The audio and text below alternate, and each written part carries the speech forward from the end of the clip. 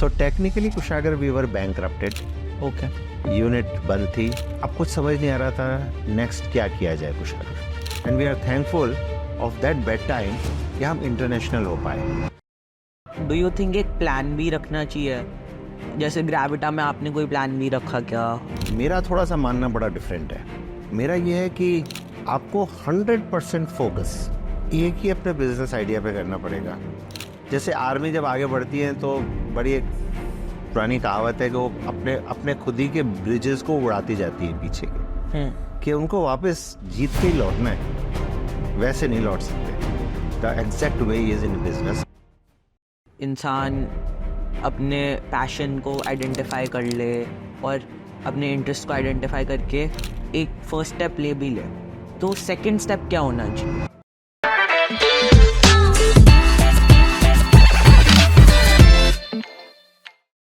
Hey achievers, welcome back to Genflation, the next gen narrative.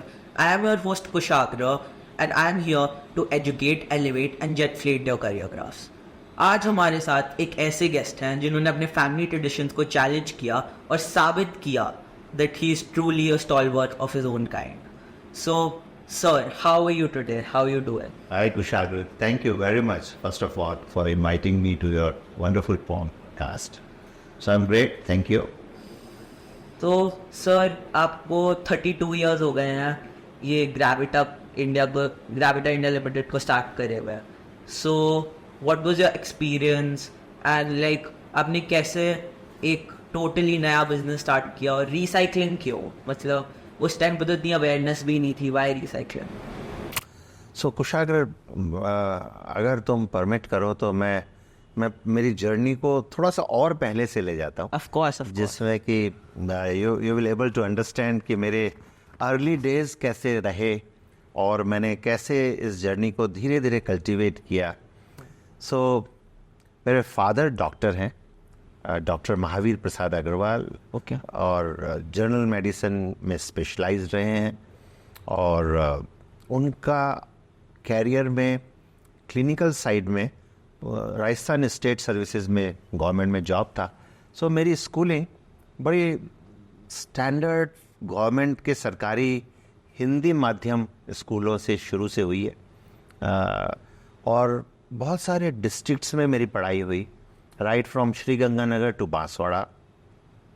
जहाँ जहाँ पापा के ट्रांसफ़र होते रहे कुशागर, वहाँ हमारी फैमिली मूव करती रही और वहाँ मेरी स्कूलिंग होती रही। But after schooling I got selected in engineering और इंजीनियरिंग में एज़ यूजुअल जैसे जर्नी होती है, जहाँ पे कि सब लोग हॉस्टल में बड़ा फोकस्ड होते हैं अपने कैरियर को लेके, और हमारे ज़माने में जहाँ मैं मिड 80s की बात कर रहा हूँ, 86, 87 टाइप्स में, जहाँ बहुत बहुत बहुत कम अपॉर्चुनिटीज़ होती थी बिजनेस की। मोस्टली लोग सिविल सर्विसेज और गवर्नमेंट जॉब को ही उस ज़माने में हाई रेट करते थे। बट मुझे थोड़ा सा बहुत कुशागर अपनी पर्सनालिटी और मेरे एकेडमिक्स के एक्सीलेंस को रीड करना बड़े अच्छे से आ रहा था, जहाँ मैं समझ रहा था कि मेरे लिए फिटमेंट करियर का बेस्ट क्या होगा। और मेरा बहुत बड़ा इंक्लिनेशन एंटरप्रेन्योरशिप की तरफ था। ओके, बट उस टाइम पे कुशागर बहुत बहुत थिनेस्ट ऑफ द अपॉर्चुनिटीज़ थी, क्योंकि लाइसेंस राज हुआ करते थे और फर्स्ट जनरेशन एंटरप्रेन्योर के लिए फर्स्ट स्टेज में सीड कैपिटल और कैपिटल इकट्ठा करना बहुत मुश्किल था, जो आज के एनवायरनमेंट में जो टोटली एनवायरनमेंट चेंज हो चुका है। आज नए entrepreneurs can raise money through lot of source, incubation center to first round seed capitals and other things. So anyway, but I was totally passionate to start do something. So मैंने parents को push किया, उनसे request की और उनको मेरा एक idea by इन कराया कि फाइनली पापा को रिटायर होके जयपुर रहना है, तो क्यों ना एक एग्रीकल्चर फार्म लैंड खरीदी जाए मॉम के नाम, और जिसमें मैं इंजीनियरिंग के साथ उसको एग्रीकल्चर अपने पैशन को मैं आगे बढ़ाऊँ. And they were kind enough to sanction me 1 lakh rupees, और वो 1,03,000 रुपये में finally we bought 20 acres of land, precisely 19.8 acres of land, Kushagar, around 30 kilometers away from heart of Jaipur at that time. And तो आप college के साथ मेरा entrepreneurial journey start हुआ. एग्रीकल्चर बड़ा प्रिमिटिव था उस ज़माने में. सो मेरे वीकेंड्स अब Pusa agriculture research institute Delhi वहाँ निकलते थे, और मैं hybrid seeds, latest technology of sprinklers and other things, वो सब मैं लाता था. और चूँकि ये फार्म लैंड मम्मी के नाम था, तो एज ए फीमेल एंटरप्रेन्योर उनको लोन भी किसी भी गवर्नमेंट शेड्यूल बैंक से बड़ी आसानी से मिलता था. सो कुआं खुदाया गया, कुआं खुद साथ लग के मैं खुदवाता था. सो एक कॉलेज टाइम में I was living my life like true entrepreneur, जहाँ पैरेलली इस एग्रीकल्चर के साथ we did wonderful job first 2 years, और उसके साथ हमने कैटल डेयरी फार्मिंग भी उसमें ऐड करी कुशागर, जहाँ पे हॉलिस्टन गाय 10 गायों से चालू हुआ. यूको बैंक ने हमारे को 1,30,000 लोन किया था, और स्लोली हम हर प्रॉफिट को वापस प्लाउ इन करते गए, और हर महीने 1 गाय 2 गाय धीरे धीरे बढ़ती गई. एग्रीकल्चर प्रोडक्ट्स भी इतने अच्छे स्टेबल हुए, कैश क्रॉप्स वेजिटेबल्स की हम लेते थे, जो कि नेबरहुड में जो अदर छोटे छोटे किसान और खेत थे उन्होंने भी हमारे को कोलैबोरेटिव अप्रोच करी, और हम लोग एक ट्रक फिर सीधे फार्म से दिल्ली बेचने मंडी में भेजा करते थे to get the best price out of it. तो वाओ. सो हॉस्टल में I was able to manage Vijay super scooter, जो कि उस ज़माने में बहुत बड़ी बात होती थी, to have any 2-wheeler in engineering college while you are studying. So Malviya National Institute of Technology mechanical में I finally passed out. Immediately when the final year exams was going on, Kushagar, so there was a advertisement from Larsen and Toubro that they are looking for some entrepreneur, 5 years of experience with MBA degree, who can take their advanced technology cell, which was falling under Eutactic division under Group 4, to become a stockist for whole of Rajasthan. Okay. So being an entrepreneur, मुझे थोड़ा सा exciting लगा. So I also applied. Out of 370 applications, I got first round clear, then second round clear, and finally third round में अब हम खाली 3 जने थे दिल्ली में. जो बाकी 2 मेरे जो कॉम्पिटिटिव कैंडिडेट्स थे वो 5 से 7 साल के experience with MBA degrees, with background of engineering, workshops and other stuff. So right suitable candidate. But somehow I was able to impress the interview committee that being the fresh, but during my college time, मैंने एक farm develop किया है and just kindly visit. But I am the result oriented, focused man. And finally I got this wonderful stockistship for whole of Rajasthan, जहाँ उन्होंने मुझे engineering products के लिए train किया. And first 1.5-2 years a phenomenal exposure for sales and marketing, industrial engineering, and lot of other creative job works we did on behalf of Larsen and Toubro to all type of big industries in Rajasthan. वहाँ सीखने को कमाल मिला, जहाँ एक engineering mindset set हुआ, and I was able to get the business out from various different type of products and industries, जो हम different pitch करते थे इन products को अलग अलग industries में, like from Hindustan Zinc Limited to Shri Ganganagar में JCT Phagwara to Ganganagar Sugar Mills to lot of other, even government के बहुत सारे इंडस्ट्रीज़ को और वर्कशॉप्स को, बट बहुत क्लियर था कि this was just a stepping stone जहाँ पे कि एक लर्निंग कर्व मैच्योर हो. सो इमीडिएटली मेरा जो कोर पैशन था, जहाँ मैं एनवायरनमेंट के बहुत नज़दीक था, मुझे एग्रीकल्चर, मुझे ग्रीनरी, मुझे बड़ा नेचुरल एनवायरनमेंट बहुत पसंद आता था.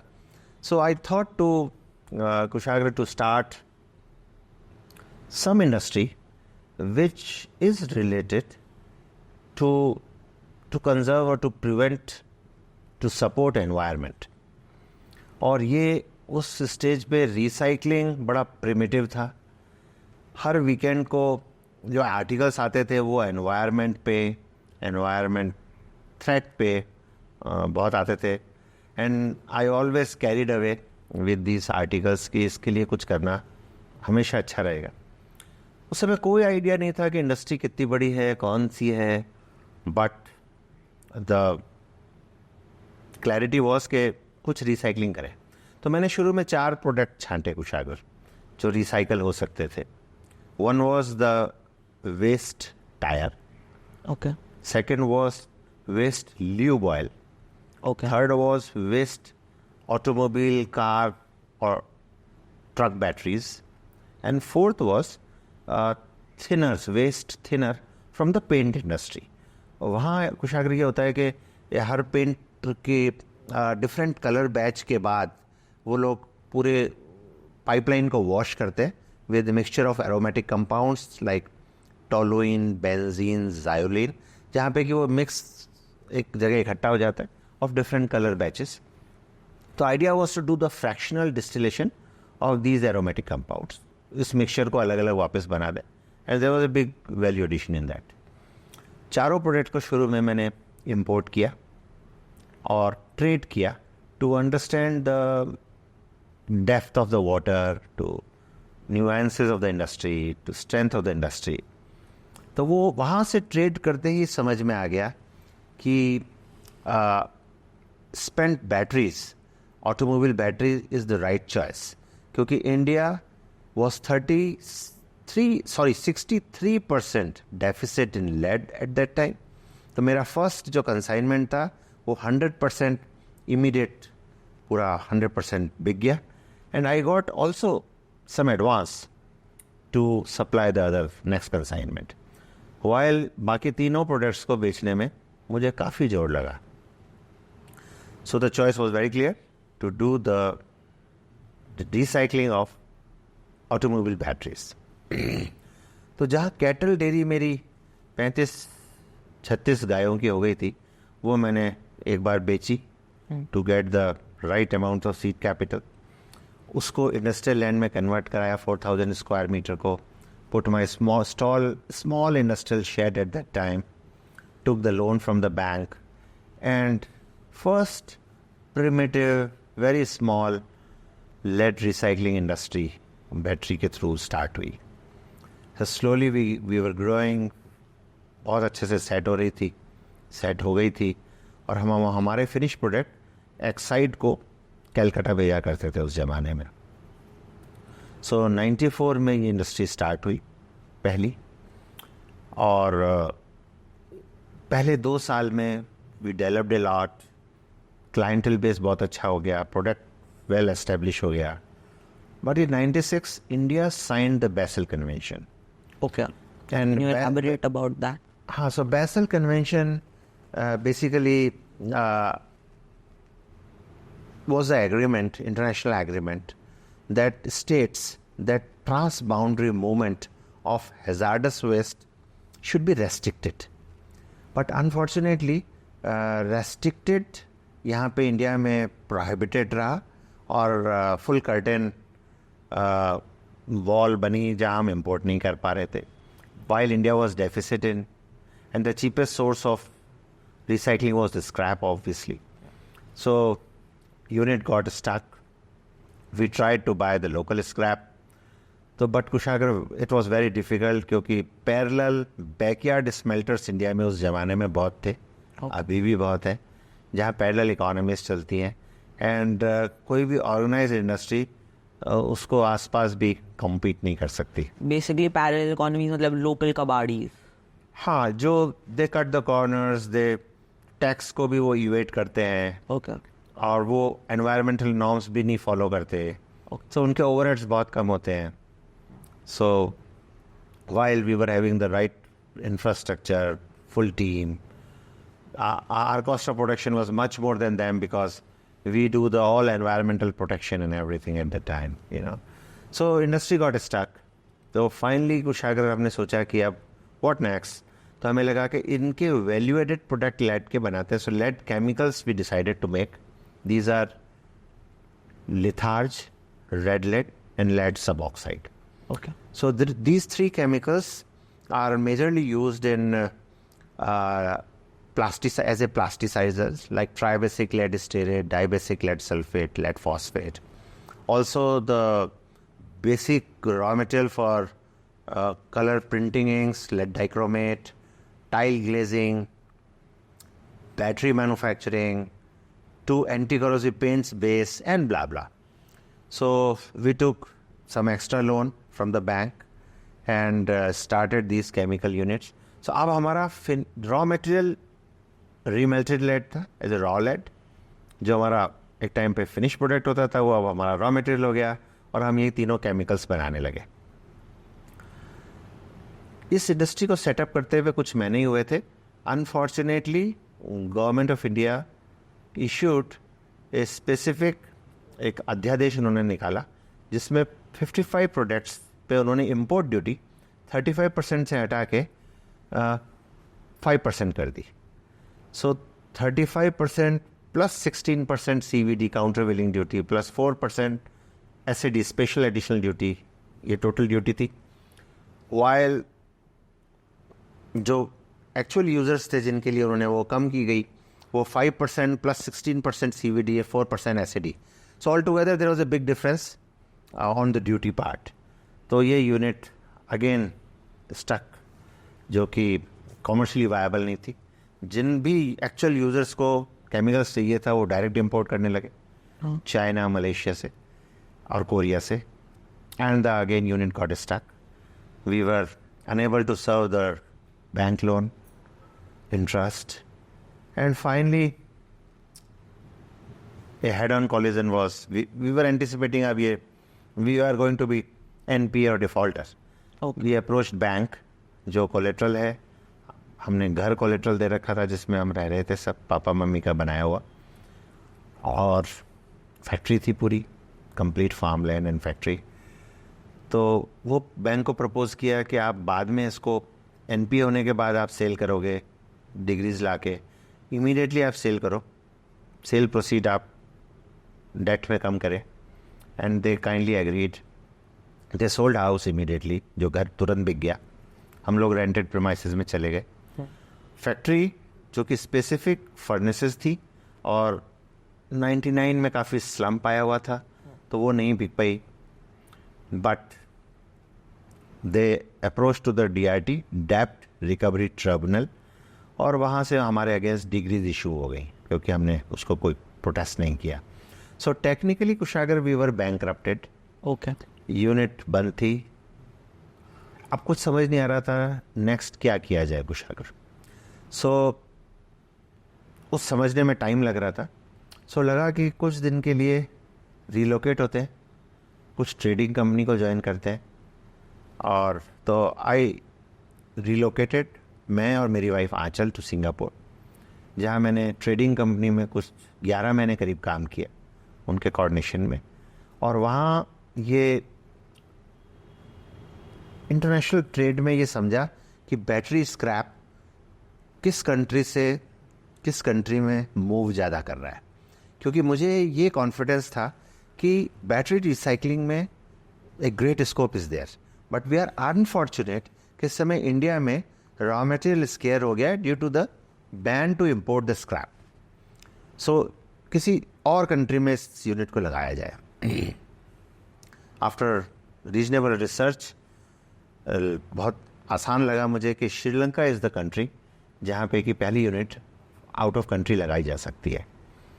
सो श्रीलंका में मैंने कुछ पार्टनर्स साथ में लिए और कुछ बीइंग एनआरआई मैंने डेट लिया एनआरआई से, मेरे फ्रेंड से, and being the bankrupted as a जो डिग्री इशू हुई थी तो हमारे को कोई भी नेशनलाइज बैंक कोई लोन नहीं दे रहे थे, बट मिनिमम नीड जितना फंड हम रेज कर सकते थे उससे यूनिट लगाई गई मीरीगामा एक्सपोर्ट प्रोसेसिंग जोन श्रीलंका में. Okay. And slowly this unit started well. Or after 2004, it started yielding reasonable returns. Okay. तो risk mitigation was very clear कि अब एक और country में plant लगाया जाए. तो Africa was the new place, it was buzzing a lot at that time. So after first survey, Addis Ababa is the place, Ethiopia में उनकी कैपिटल, जहाँ पहला प्लांट हमने अफ्रीका में 2005 में लगाया. Okay. एंड उनके डिविडेंड्स वापस आने स्टार्ट हुए. देन पहला एक इमोशनल कमबैक का भी कुशागर बहुत आइडिया रहता था, जहाँ लगता था कि इस बैंकरप्सी से बाहर आया जाए और अपनी फर्स्ट यूनिट को बैंक से वापस लिया जाए. सो हमने bank of Baroda was the bank, उनको अप्रोच किया. दे वर काइंड एनफ, उन्होंने सारा पीनल इंटरेस्ट वेव ऑफ किया and we paid them. No doubt मुझे कुछ डेट लेना पड़ा मुझे फिर इंडिया के फ्रेंड से. We paid the debt and got the R unit back. और मैं बता नहीं सकता, जब हम कई साल बाद हमारे जयपुर यूनिट में वापस पहुँचे, उसका जो बदहाल था, दीवारें काली हो चुकी थी, दीवारों में पीपल के पेड़ उगे हुए थे, ऊपर जो शीट्स थी वो भी बिल्कुल unattended, and it was so emotional come back कि मैं शायद उस शब्दों में आज उसको शायद एक्सप्लेन नहीं कर सकता. But 2006 March was the time जहाँ पे कि हमने बैंकरप्सी को क्लियर किया और वापस से ग्रेविटा को रिवाइव किया. अब वी वर ऑन क्लाउड 9, जहाँ पे कि इस जयपुर के प्लांट को भी स्लोली हमने वापस से रिवैम्प किया. But the growth was phenomenal in Africa और वहाँ पे प्रॉफिटेबिलिटी भी बहुत हाई थी. So next year we started another 2 projects in Africa. One was in Ghana, another was Mozambique. Next year, another 3 projects: Zambia, Madagascar, Senegal. Then another next year. And so Africa was our game changer. You never look back. हाँ, जहाँ पे कि जहाँ हमारे plants लगते गए, the profitability was very high. And parallelly, India में भी हमने अपने जयपुर प्लांट को काफ़ी स्ट्रेंथन कर दिया था. एंड उस ज़माने में fiscal benefit Jammu and Kashmir में था. So we bought 2 more plants here, Jammu और एक Kathua. Kathua is the border town, industrial town Punjab और JNK का. So it falls under JNK. Next year हमने और plant. So there was a funnel type of growth Kushagra at that time, जहाँ हम right territories में सर्वे करके पहुँच रहे थे, जहाँ पे कि बड़ा थिन कंपटीशन था, and we were getting good arbitrage of raw material. Slowly business बड़ा डिमांडिंग था, हमें बहुत अच्छी टीम चाहिए थी कुशागर. सो वो तभी पॉसिबल हो पा रहा था जब हम इस बीच हमारा, चूँकि बैंकरप्सी से निकल के आए थे 4 साल पहले, 4 साल हुए थे इस ग्रोथ में हमें, तो हमारे पास फाइनेंसेस भी रेज करने के लिए, डेट रेज करने के लिए बड़े लिमिटेड स्कोप था, क्योंकि हमारी नेटवर्थ मैच नहीं करती थी. So finally we took a call to go public and raise some capital. तो बड़ा उस ज़माने में छोटा पब्लिक इशू निकाला गया. In 2010 we raise only 45 crores, diluted 27% of the company. So, but the investor community was kind. उन्होंने हमारे को 43 times ओवर सब्सक्राइब किया, even at that tough time जब हमारा पब्लिक इशू आया था. और 2010 के बाद कभी भी लुक बैक नहीं रहा. So we started the journey with the battery recycling, then added the aluminum recycling, then added the plastic recycling. Plastic में हम पॉलीप्रोपिलीन, HDP, PET पहले कर रहे थे, अब now we are coming back again on the PET and so on. So as Gravita, जहाँ listing से पहले हम लोग खाली फोकस थे लेड ऑटोमोबाइल बैटरी रिसाइकलिंग पे, और हम लोग बना रहे थे refined lead as purity of 99.984%, all specific lead alloys like lead calcium, lead selenium, lead arsenic and so on, lead sheets, lead shirts, lead powder, lead chemicals like red lead, lithargy and so on. But funds आने के बाद हमने switch किया aluminium recycling में, उसके बाद switch किया हमने प्लास्टिक रिसाइकलिंग में, जहाँ पे हम PET, पॉलीप्रोपिलीन, HDP सब रिसाइकिल करने लगे. फिर हमने स्विच किया रबर रिसाइकलिंग पे, जहाँ tyre, tubes and so on वो रिसाइकिल स्टार्ट होने लगे. सो ग्रेविटा 4 वर्टिकल्स ऑफ रिसाइकलिंग, और पैरेलली हमने स्टार्ट किया था एक technology division for recycling industry, जहाँ पे कि जो प्लांट एंड मशीनरी, जो इक्विपमेंट्स, जो टेक्नोलॉजी हम लोग रिसाइकलिंग में यूज़ कर रहे हैं, वो प्लांट मशीनरी खुद के लिए भी बनाते हैं और हमारे कॉम्पिटिटर्स को भी हम सेल करते हैं. टू जस्ट गिव आइडिया कुशाग्र, हम लोग जैसे फॉर एग्जांपल लास्ट 10 सालों में करीब 67-68 कंट्रीज़ में प्लांट कंप्लीट टर्न की प्रोजेक्ट्स, मशीन्स हमारे एक्सपोर्ट कर चुके हैं, जहां हमारे कॉम्पिटिटर्स 100% अपना प्रोडक्शन ग्रेविटा के प्लांट एंड मशीनरी से करते हैं. ओके. सो हमारे जो इक्विपमेंट्स, जो टेक्नोलॉजी, हमारी R&D टीम उसको day in day night upgrade करती रहती है. हम दुनिया के best of the plants, best of the practices adopt करते रहते हैं और ख़ुद के भी इवॉल्व करते रहते हैं, बीइंग ए इंडस्ट्री लीडर. दुनिया में जितनी भी 5 बड़ी रिसाइकलिंग कॉन्फ्रेंसेस होती हैं international, and we are proudly to express our gratitude कि वहाँ ग्रेविटा को हमेशा इनवाइट किया जाता है कोई टेक्निकल पेपर या कोई पेपर टुवर्ड्स अफ्रीका ज्योग्राफी और इंडियन कंसोलिडेशन सिनेरियोज, इन सब पे पेपर पढ़ने के लिए. Journey is great. अब गोइंग फॉरवर्ड ग्रेविटा ऐड करने जा रही है फ्यू मोर वर्टिकल्स, जिसमें कि lithium ion battery recycling, steel recycling, even the extraction of tin out of stuff. So adding the recyclings, the PET recycling add कर रहे हैं. We are trying to add the different copper to other stuff recycling. तो going forward geographies भी slowly add कर रहे हैं और verticals भी add कर रहे हैं. So it is going to be again the great game changer in the time to come. Okay. Idea is कि ग्रेविटा को इस स्टेज से अगले 10 सालों में 10x रेवेन्यू और प्रॉफिट्स में करा जाए. But team is excited to take it forward to reduce the time. तो 5 से 10 साल के बीच में they are thinking to make it 10x in the size. Thank you so much for these insights. It was wonderful to hear this story and it was really inspiring.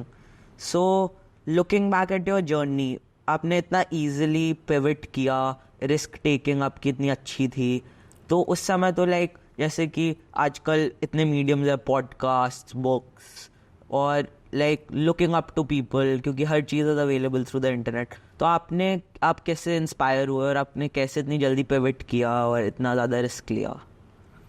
So Kushagra, you are absolutely right. उस ज़माने में internet नहीं होता था और later stage में बड़ा primitive आया था. फैक्स होते थे हमारे टाइम में, मोबाइल नहीं थे, फ़ोन भी करना होता था तो हमें फ़ोन बुक कराना पड़ता था बहुत शुरू में. बाद में STDs खुद कर लेते थे. जिन कॉमर्शियली रात को 10 बजे बाद STD कॉल्स 1/4 हो जाती थी, तो रात को ही ज़्यादा बातें करा करते थे हमारे कस्टमर से, क्लाइंट से. यू आर एब्सोल्युटली राइट कि बहुत बड़ा गैप है आज की अवेलेबल रिसोर्स और टेक्नोलॉजी और उस टाइम में. बट जहाँ पैशन हो, जहाँ और कोई अपॉर्चुनिटी नहीं हो to other than to build the business, चाहे वो छोटा सा है, and to survive it and to make it grow.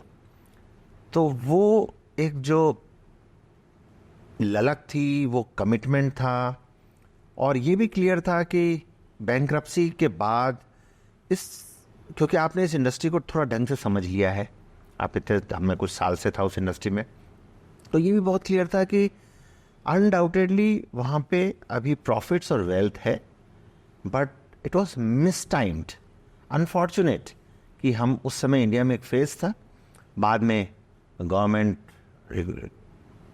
ने इसको वापस से रिव्यू किया और गवर्नमेंट ने अलाउ किया to the exact licensed quantity to the recycling industry. But जब डिसअलाउ रहा तब अनफॉर्चुनेट रहा, क्योंकि हम बीइंग फर्स्ट जनरेशन एंटरप्रेन्योर्स उस बैड टाइम में क्रैश हुए। सो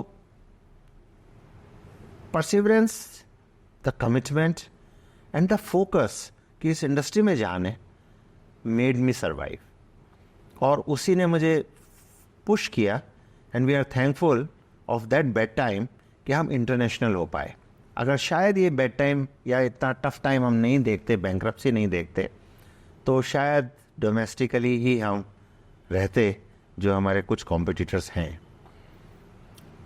सो लाइक एक बहुत फेमस कोट है, timing the market is more important than time in market. So आप क्या बिलीव करते हैं, इसका ऑपोजिट या फिर ये कोट आपको भी एकदम परफेक्ट लगता है? बिकॉज आपके साथ आप गलत टाइम पे घुसे, फिर भी आपने इतना अच्छे से मैनेज करके आज ग्रेविटा इंडिया लिमिटेड को एक 17,000 करोड़ की कंपनी बना दिया।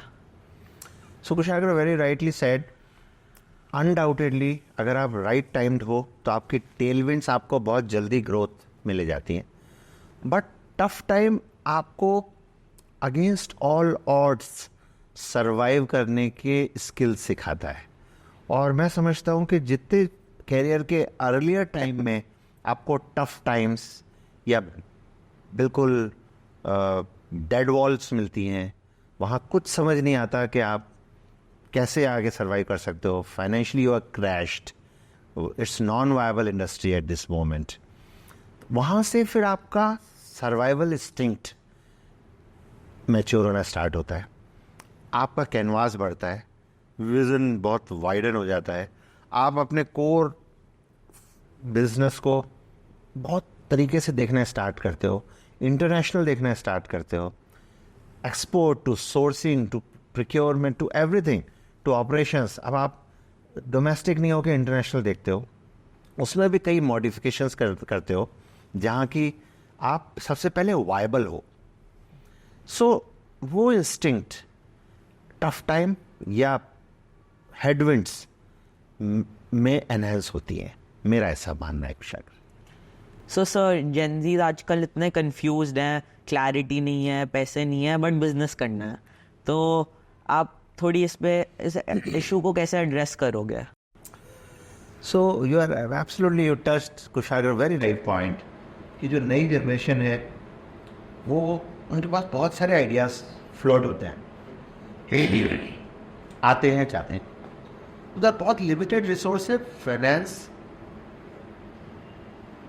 लगाने के बिजनेस ट्रिप, और आप इस एनवायरनमेंट में बहुत छोटे पैसों से या छोटे अमाउंट से कुछ भी नहीं होता, राइट? सो बिजनेस स्टार्ट कैसे किया जाए, this is the most challenging aspect. हम बचपन में ना एक छोटी सी कॉमिक बुक पढ़ा करते थे जिसका नाम था चंपक, हिंदी में आती थी और वीकली आया करती थी। तो उसमें मुझे एक कार्टून आज भी याद है। वो ऐसा है कि एक एरोप्लेन खड़ा है और उसके पास में एक रॉकेट खड़ा है। एरोप्लेन ऊपर करके रॉकेट से पूछ रहा है कि यार भाई, उड़ते अपन दोनों हैं, मैं भी बहुत जोर लगाता हूँ पर मैं एक सर्टेन हाइट तक ही उड़ पाता हूँ, तू तो कमाल एक साथ फटाफट कहाँ चला जाता है ऊपर, पता ही नहीं। तो वो रॉकेट नीचे एरोप्लेन को देखते हुए बोल रहा है कि बेटा, जब पीछे आग लगी हुई हो ना तो आदमी अपने आप ऊपर जाता है। सो कुशागर ये दिमाग में बहुत बचपन से ही एनग्रॉस था। सो अगर आपके पास एक कमिटेड पैशन है आप अगर पैशनेट हो और फोकस्ड हो, बिजनेस करना है, तो आप सबसे पहले अपने पैशन, जहाँ आपका सबसे ज़्यादा अटर मोस्ट इंटरेस्ट है, उसमें ढूंढोगे. लाइक किसी को म्यूज़िक में है तो music is the right place जहाँ बिजनेस क्रिएट किया जाए. किसी को एनवायरनमेंट में है, सो फिर for recycling to lot of other things, right.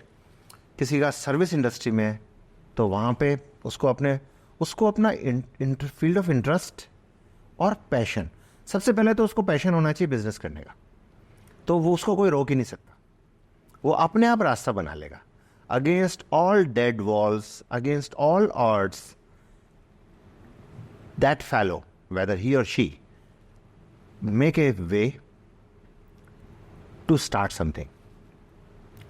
इस एनवायरनमेंट में यहाँ बिजनेस आइडियाज़ को खूब फंडिंग हो रही है. Seed funding, incubation funding, to round 1 to round 3, and people or investors are ready to see कि जो बिल्कुल यंग एंटरप्रेन्योर है उसके आइडिया कितना क्लियर है, उस आइडिया में कॉमर्शियल सेंस कितना है, और उसमें खुद में एंटरप्रेन्योरशिप का कमिटमेंट कितना है.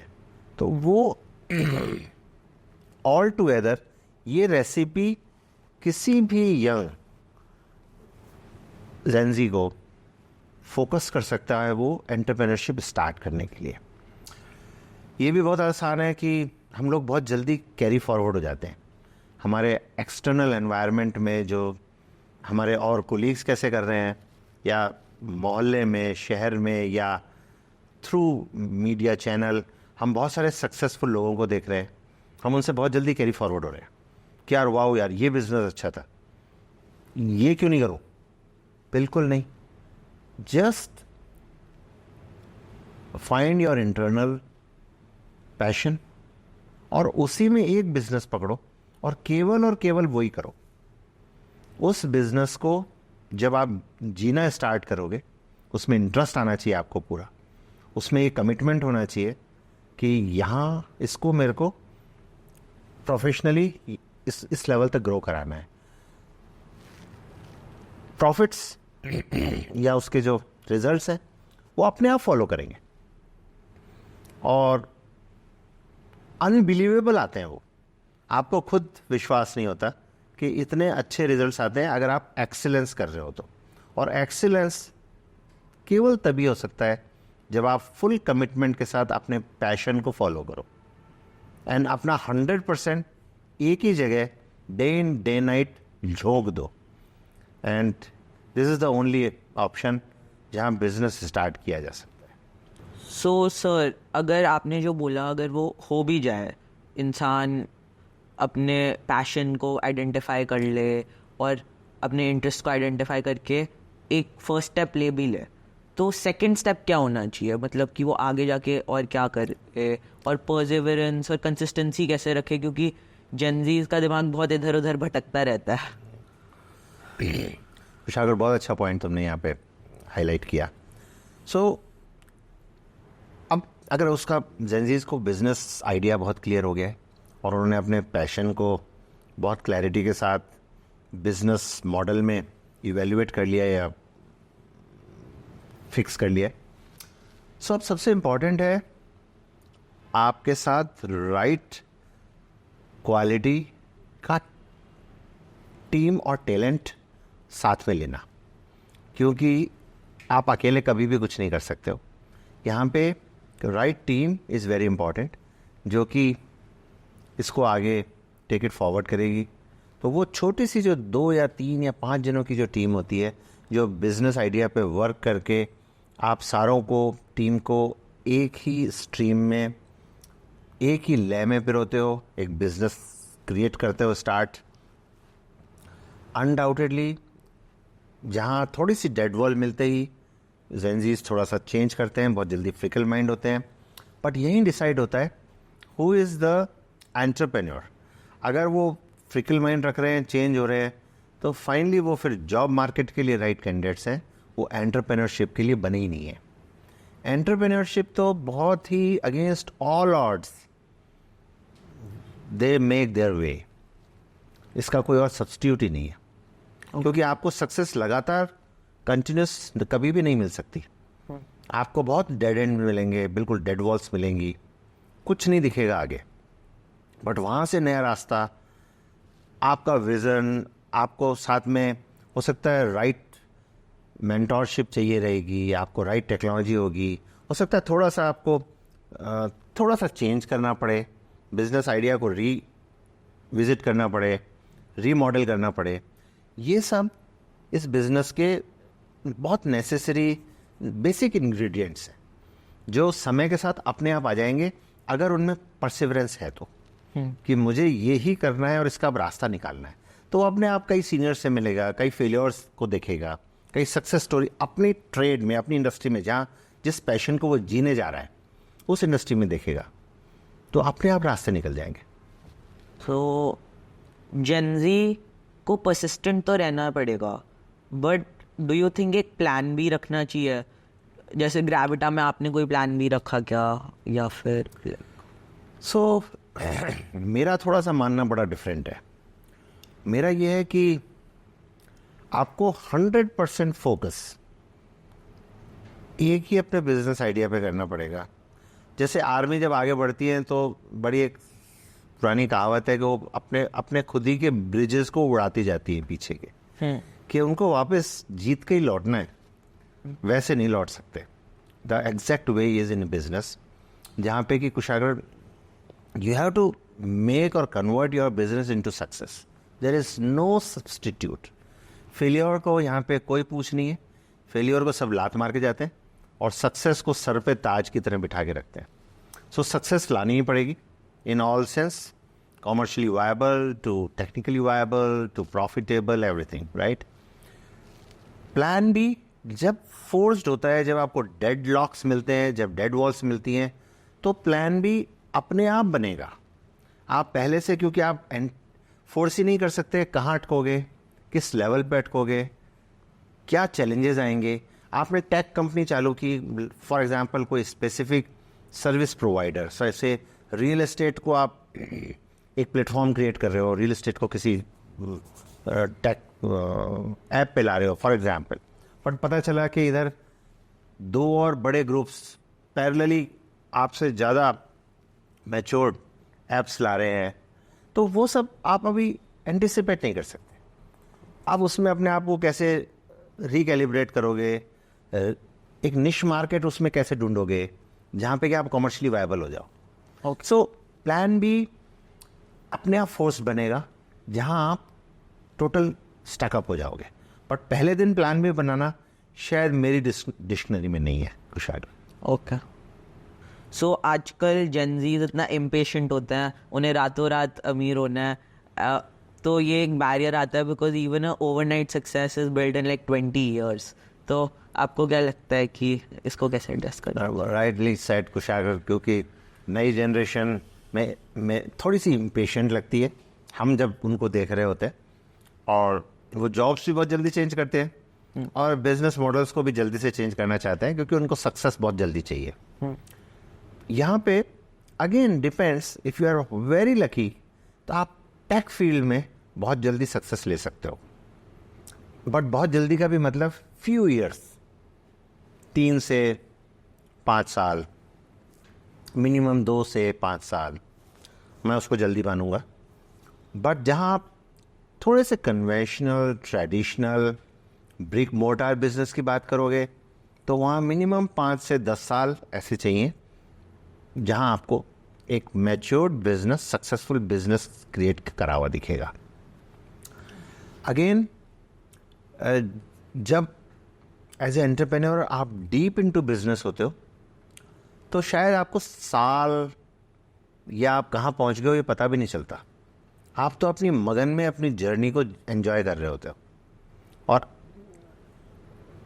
Month on month, year on year business को बिल्ड कर रहे होते हो। बहुत कम टाइम होता है जब आप बार बार पीछे मुड़ के देखते हो, और मन भी नहीं करता, मन आगे दिख रहा होता है कि अब ये और करना है, कुछ और एड ऑन करना है। It's like that. And personally I feel like overnight successes जितना जल्दी जैसे 2-3 साल में बिल्ड होती हैं उतनी जल्दी वापस नीचे आ जाती हैं, because they are not sustainable businesses I think. So again no doubt जहाँ जल्दी सक्सेस आती है वहाँ कंपटीशन भी मल्टीपल फोल्ड जल्दी आएगा, क्योंकि उनको भी बिजनेस दिख रहा होता है सबको. सो वहाँ सस्टेन करना उतना ही चैलेंजिंग होगा. बट एंटरप्रेन्योर की स्मार्टनेस है कि वो कितनी जल्दी अपने आप को इवॉल्व करता है in different parallel new businesses में जहाँ की सस्टेनेबिलिटी आए. सो सस्टेनेबिलिटी हमेशा पूरी जर्नी में चैलेंज रहेगी. जहाँ अच्छा पैसा बनेगा, जहाँ सक्सेसफुल लोग होंगे, वहाँ कंपटीशन भी उतना स्टिफ होगा. आपको कभी भी कंफर्टेबल बैरन ऐसी टेरिटरीज नहीं मिल सकती, ऐसे बिजनेसेस नहीं मिल सकते जहाँ आप मोनोपोलिस्टिक स्टेटस एंजॉय करो. होगा भी तो within couple of months you will find few at 10-50 more competition.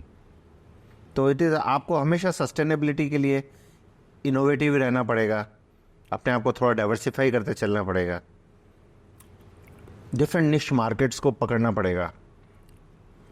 That is the core thought of the business. So, sir, I'm a third generation of a family business and you're a first generation of a family business. I still haven't joined business, but eventually I will.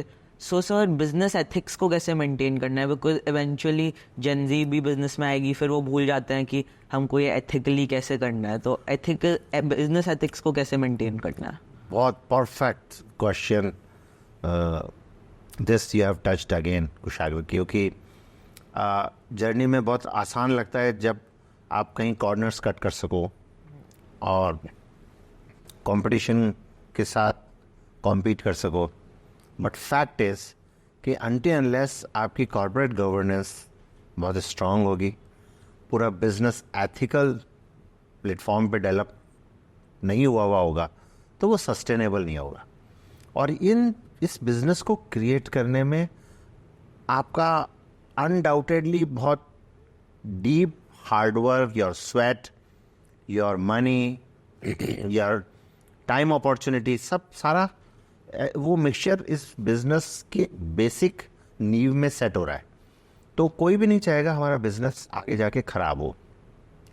So undoubtedly ethical, sustainable with value driven business को जब तक आप नहीं आगे carry forward करोगे, उसकी journey लंबी हो ही नहीं सकती. आप अपने आप कहीं ना कहीं स्टक होके you get a disaster out of it. So आपकी ग्रेविटा इंडिया और आपके एग्रीकल्चर बिजनेस में इतनी बड़ी जर्नी रही, तो आपके according journey is more like useful और मोर फ्रूटफुल या फिर destination? So Kushagra, undoubtedly the only journey that is the utmost important, क्योंकि फाइनली डेस्टिनेशन तो कुछ होता ही नहीं है. आप जहाँ जिस स्टेज पे होते हो आप सोचते हो, जब आप 50 करोड़ की, मैं मेरी जर्नी में बताता हूँ, सोचता हूँ था मैं जब 50 करोड़ का बिजनेस साइज था, तो जब 1000 करोड़ के हो जाएंगे तो wow this is the destination. जब 1000 पहुँचे तो अब लगा 5000 करोड़ के हो जाएंगे, तब बिजनेस. तो आपका डेस्टिनेशन हमेशा चेंज होता रहेगा जैसे जैसे आप बिजनेस में ग्रो करते रहोगे, इवॉल्व होते रहोगे, साइज बड़ा होता जाएगा, टीम बड़ी होती जाएगी, you have right capital to expand. तो this is the only journey जहाँ मज़ा आता है और आप जर्नी को एक्चुअली इंटरनली और अलॉन्ग विद योर टीम आप जीते हो. तो journey is the only important thing as far as I am concerned. So when you look back into your journey, तो आपको किन पार्ट्स में बहुत मज़ा आया? सो अगर मैं पीछे देखूँ कुशागर, तो अनडाउटेडली जहाँ जहाँ मुझे रोड ब्लॉक्स मिले वहाँ मेरा रियल एसिड टेस्ट था, मेरी नॉलेज का, मेरे पेशेंस का, मेरी एबिलिटी का to move forward, to make a viable step, company को कैसे सरवाइव कराएं. बहुत सारे स्टेजेस आए, तो वो सब मेरे लिए बहुत इंटरेस्टिंग है अगर आज मैं पीछे मुड़ के देखूं, क्योंकि स्टैंडर्ड अगर बिजनेस विदाउट चैलेंजेस चल रहा है, जो नॉर्मली होता नहीं है वैसे, तो बड़ा मोनोटोनस हो जाता है। यहाँ पे कंपटीशन आ रहा है, लाइक अफ्रीका में आज हम बहुत सारे देशों में प्रिक्योरमेंट करते हैं। से 22 कंट्रीज़ में हमारे या तो टीम है, यार्ड्स हैं या सैटेलाइट यार्ड्स है। सो वहाँ जब चाइनीज़ और कोरियन कंपटीशन आता है और वो हमारे यार्ड के सामने यार्ड लगाते हैं, तो वहाँ आपको इनोवेटिव स्किल्स सेट करनी पड़ती हैं। कैसे अब आप उनके साथ कैसे कॉम्पीट करोगे। So external threat to internal threat to business की इनहेरेंट थ्रेट टू जो हर रोज बिजनेस चेंज हो रहा है, एनवायरनमेंट चेंज हो रहा है, डिफरेंट नई टेक्नोलॉजीज आ रही हैं। सो all together everything is challenging Kushagra. तो उन सब चैलेंजेस में हमेशा मज़ा आता है और वहीं आपको लर्निंग भी मिलती है और कॉन्फिडेंस भी वहीं से मिलता है। और वहीं से एवोल्यूशन होता है। Absolutely, yes. So, sir, now moving on to our final segment, what is one advice you would give to your 15-year-old self? To my self, Yeah, 15-year-old Rajat. Rajat, कि कुछ डिफरेंट किया होता तो आज हम कहाँ के कहाँ होते या फिर क्या वेरी इंटरेस्टिंग। सो लास्ट 15 साल के एक्सपीरियंस के बाद अगर मैं वापस से एडवाइस देने पीछे पहुंचूं रजत को ही, सो बड़ा सिंपल सा एक पिक्चर लगी थी जिसमें लगे रहो मुन्ना भाई था। सो लगे रहो रजत अग्रवाल, इसके अलावा कोई और सॉल्यूशन नहीं है। Just enjoy your journey, just focus on your all resource, sharpen them well and enjoy your journey. That's it. File closed. Thank you. Thank you so much. Thank you Kushagra, बहुत मजा आया मुझे भी on बहुत this- मजा आया। on this interaction. Yeah. Appreciate it. Thank you very much. Thank you so much. And thank you. Don't forget to subscribe and press the bell icon. Hustle smarter, not harder.